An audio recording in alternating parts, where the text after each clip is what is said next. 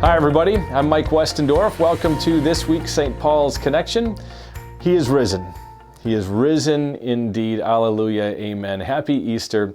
We were reviewing what God allowed us to be a part of over our Holy Week. And I got to tell you that we were looking at things, and over 3,000 people in person, Maundy, Thursday, Good Friday, in our Easter services at the sanctuary and at the bridge locations. Over 3,000 people in person. Another probably more than 1,000 people at least had views as part of our online worship as well.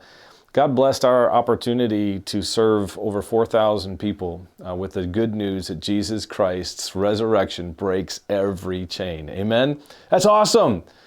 And so I was reading my Bible that's on the shelf here, and in the book of Colossians, Paul takes time in his letter to thank and to note a lot of people who are helping him in ministry. And I want to just name some people that you might not know, but I hope that you'll join me in, like Paul, praising God for the witness and the work of these people.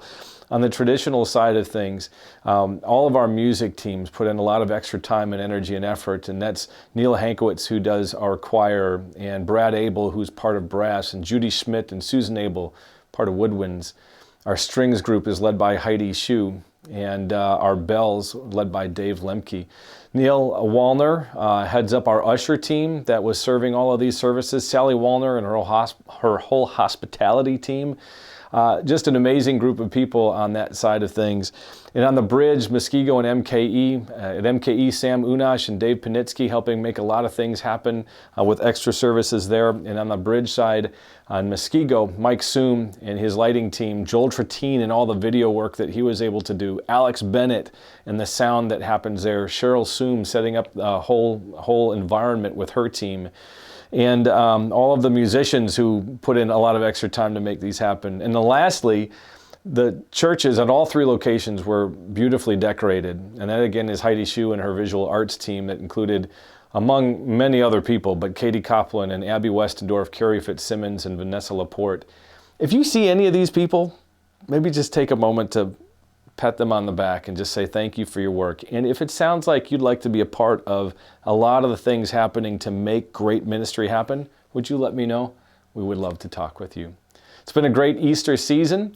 And now as we look forward, there's some exciting things that are happening. And I caught up with Pastor Pete to kind of give you a picture of what the new facility might be able to do for us, especially in the cold of this past week's weather. Imagine coming out of a wonderful worship service and you see people in our narthex that you'd love to sit and talk to, but there's people coming behind you from worship, so you really need to get outside. But maybe you can stand outside and visit with people. But what if it's a day like today? It's pretty cold out today and rainy.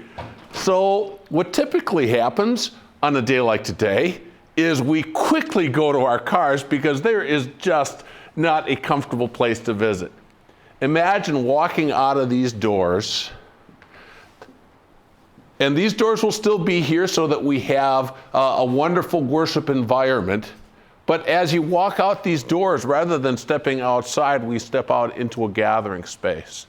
And immediately to our right will be a kitchen that connects with the current kitchen, where food can be brought out into the entryway.